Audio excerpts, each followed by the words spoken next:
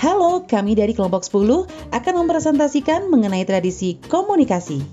Tradisi komunikasi adalah pendekatan untuk memahami cara manusia berkomunikasi dan menukarkan informasi serta makna.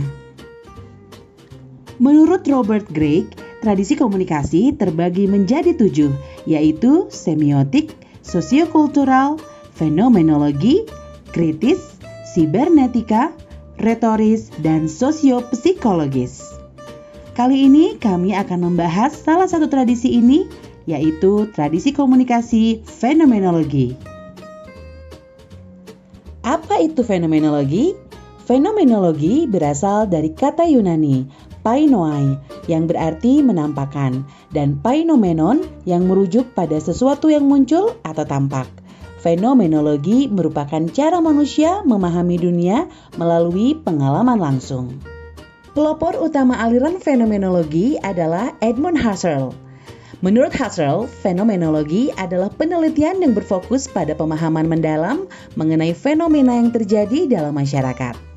Menurut Littlejohn, fenomenologi dijelaskan sebagai tindakan individu yang bersikap pasrah untuk menjadikan pengalaman sebagai sesuatu yang nyata tanpa mengimposisikan standar tertentu kepada individu lain. Kemudian, aspek-aspek yang dipasrahkan ini akan dianalisis lebih lanjut untuk menentukan apakah terdapat keterkaitan antara fenomena tersebut dan untuk memahami bentuknya. Creswell mendefinisikan studi fenomenologi sebagai upaya untuk menggambarkan makna pengalaman hidup individu sehubungan dengan konsep atau fenomena tertentu. Dalam kerangka fenomenologi, setiap individu dihargai dalam menghadapi pengalamannya sebagai sesuatu yang nyata tanpa memberlakukan standar tertentu pada orang lain. Sementara itu, Griffin menjelaskan bahwa penelitian fenomenologi adalah jenis penelitian yang berusaha lebih dalam untuk memahami fenomena-fenomena yang terjadi dalam masyarakat. Penelitian semacam ini akan selalu merujuk pada makna yang tersembunyi di dalamnya. Berdasarkan definisi-definisi di atas, dapat diambil kesimpulan bahwa fenomenologi adalah teori yang meneliti esensi dari pengalaman. Dengan mengumpulkan data lapangan dan wawancara, kita dapat menggali makna dan arti dari fenomena tersebut. Menurut Robert Greig, fokus dari tradisi fenomenologi adalah tentang individu dan persepsinya serta berbagai makna yang dimaknai serta subjektif. Contoh dari fenomenologi, misalkan seorang anak mengalami perceraian orang tuanya. Awalnya dia mungkin menganggap bahwa semua pria jahat, namun pandangannya bisa berubah seiring dengan pengalaman hidupnya. Misalnya ketika dia bertemu dengan pria baik yang memperlakukan dia dengan baik. Ini adalah contoh perubahan interpretasi terhadap pria seiring dengan berjalannya waktu dan pengalaman hidup. Metode penelitian yang tepat untuk penelitian fenomenologi adalah metode penelitian kualitatif.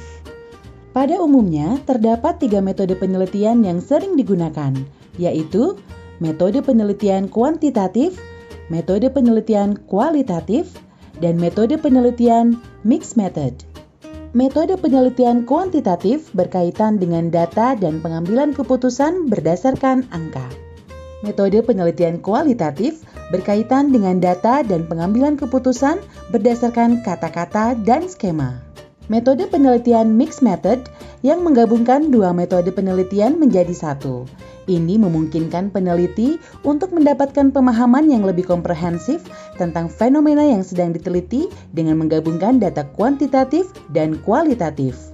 Contoh penelitian yang menggunakan tradisi fenomenologi dengan metode penelitian kualitatif adalah penelitian yang dilakukan oleh Rezita Adityana Ahmad pada tahun 2018 dengan judul Fenomenologi Penggunaan Televisi dan Media Sosial dalam Menyikapi Budaya Pop Korea di Kalangan Remaja Makassar.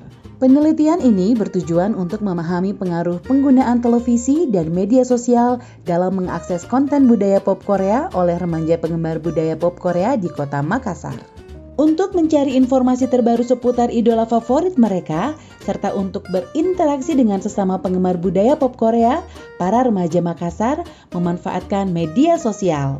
Intensitas penggunaan media sosial untuk mencari konten budaya pop Korea sangat tinggi di kalangan remaja Makassar. Penggunaan media sosial ini mempengaruhi sikap dan perilaku mereka dalam berbagai fenomena.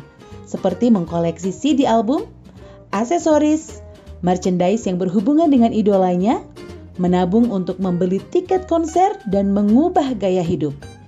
Faktor utama yang membantu Korean Wave menyebar adalah kekuatan internet dan media sosial yang dimanfaatkan oleh penggemar yang aktif berpartisipasi dengan mengunggah, menyebarkan, dan membagikan konten Korean Wave secara cepat kepada penggemar lainnya.